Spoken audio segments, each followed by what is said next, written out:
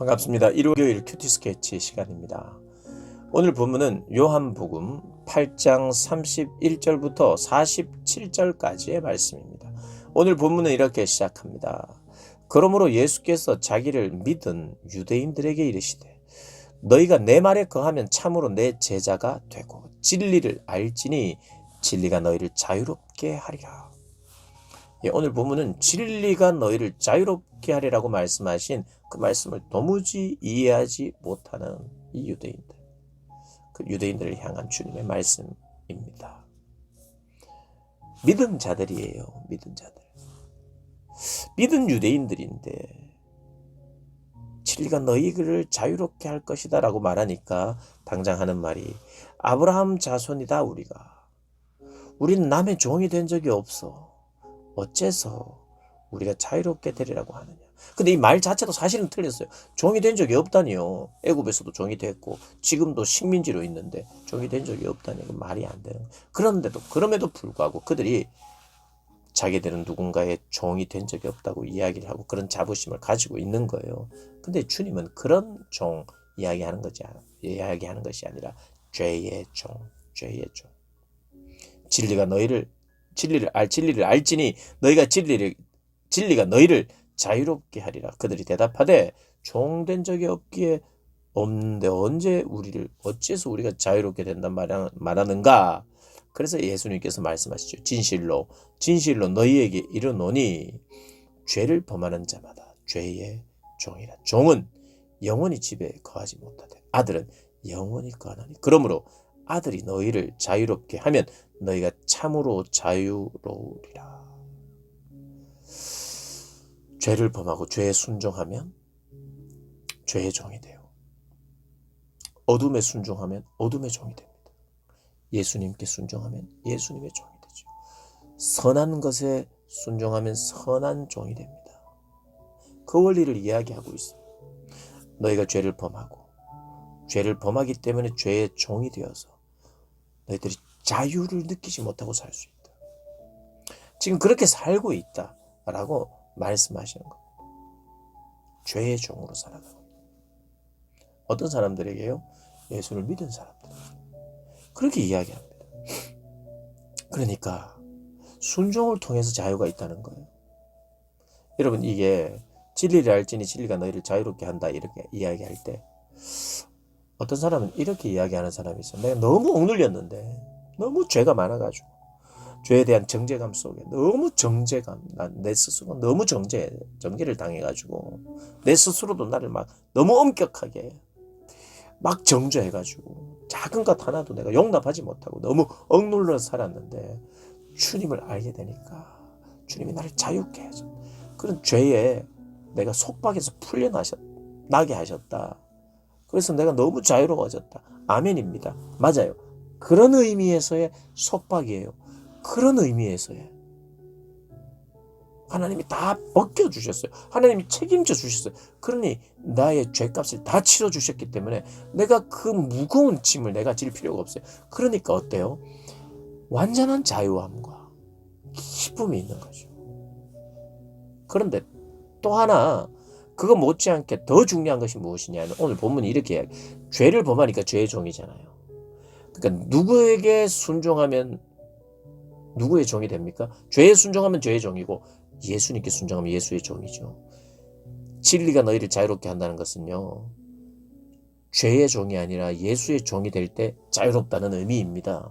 더 나아가서 주님이 다 용서해 주셨기 때문에 내가 자유로울 뿐만 아니라 나의 진정한 자유는 예수님께 속해 있는 거예요.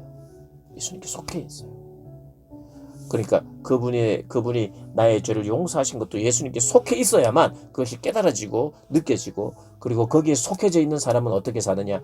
예수님께 계속해서 순종하고 예수님께 매여요. 예수님께 매입니다. 자유롭지 않아요.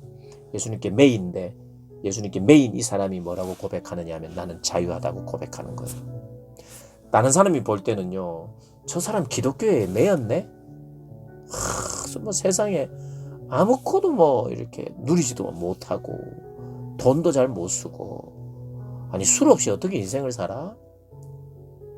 사랑은 한 번만 하나? 어떻게 한 남자만 사랑해? 다양하게 사랑해보고 다양하게 경험해보고 그렇게 사는 것이 자유로운 거지. 근데 그게 자유롭습니까? 그게 어떤 거죠? 죄의 종이에요. 그게 눌려있는 것이고. 근데 세상 사람들은 그걸 자유롭게 봅니다. 진리가 나를 자유롭게 해서 내 마음대로 산다. 무슨 비성경적인. 세상 사람들은 예수 믿는 사람을 고리타분하게 볼 수밖에 없고 재미없는 삶을 산다고 볼 수밖에 없고 자유가 없다고 생각할 수밖에 없어요. 왜냐하면 예수에 미친 것 같고 예수에 매여 있는 것 같기 때문에. 그런데 성경이 말하는 자유는 예수님께 철저히 매이는 겁니다. 왜냐하면 순종하는 사람이 되기 때문이에요.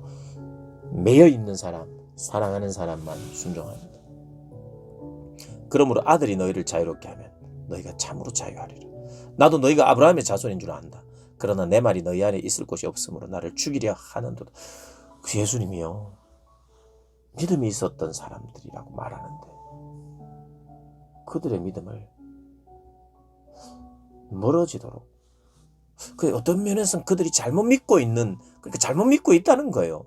근데 우리는 아마 분명히 오해한 사람도 있을 거예요. 예수님 이 당시에는 와 사람들이 진짜 믿었구나.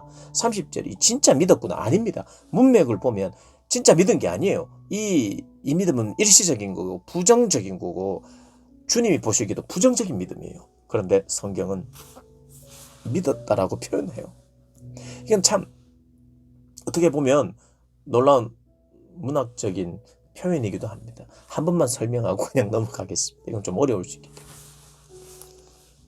믿음이란 단어를 쓰지 않고 이 말씀을 하심에 30절에 이 말씀을 하심에 많은 사람들이 귀가 솔깃했다.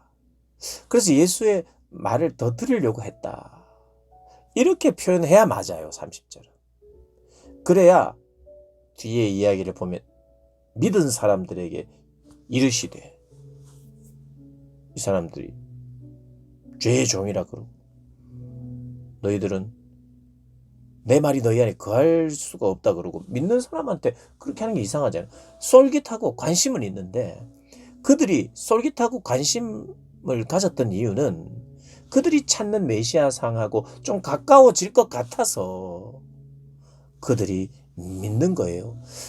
그 믿는 것을 참된 믿음이 아닌데도 불구하고 믿음이라고 하는 단어를 쓰는 이유는 그러나 궁극적으로 믿음이라고 하는 이 믿음의 계열 안에 있는 내용이기에 궁극적으로는 나중에는 참 믿음을 표현하는 데 있어서도 그것이 꼭 이것이 꼭 문제가 되지는 않는, 그래서 믿음이라는 표현을 그대로 쓰면서 동시에 이중적인 의미를 쓰면서 그러나 참 믿음을 향하여 바라보게 하는 그런 어떤 장치다. 좀 어렵죠? 그렇게 이해하십시오. 믿음을 그럼에도 불구하고 믿더라라고도 쓰고 믿은 유대인들이라고 쓰는 이유는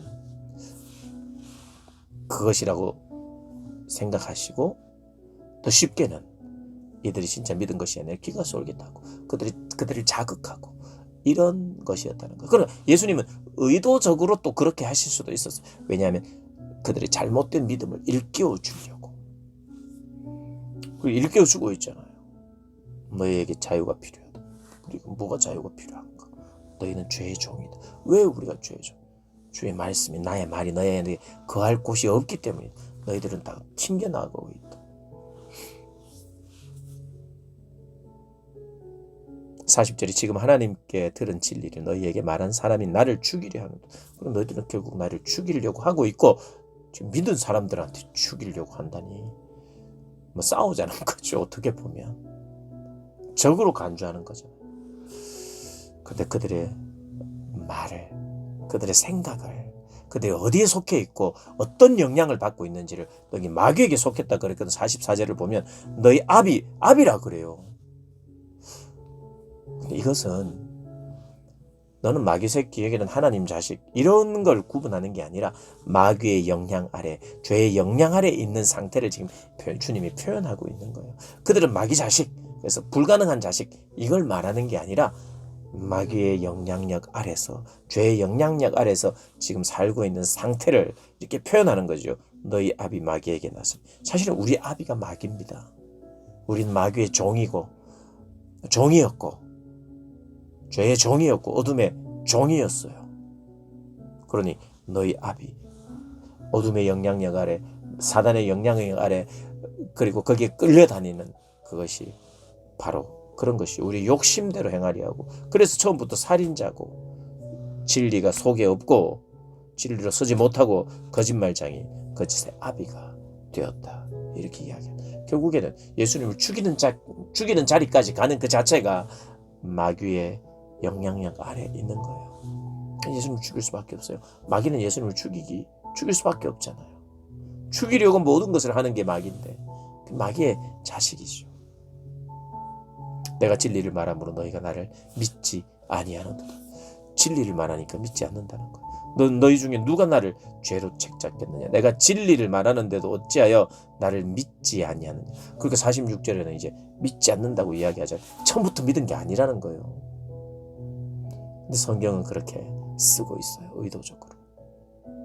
참된 믿음이 있다는 걸 말하고 싶은 거죠. 잘못된 믿음이 있다는 걸 말하고 싶은 거죠. 내 안에 잘못된 믿음이 무엇인가? 거울로 봐야 되죠. 그 거울은 뭡니까? 말씀.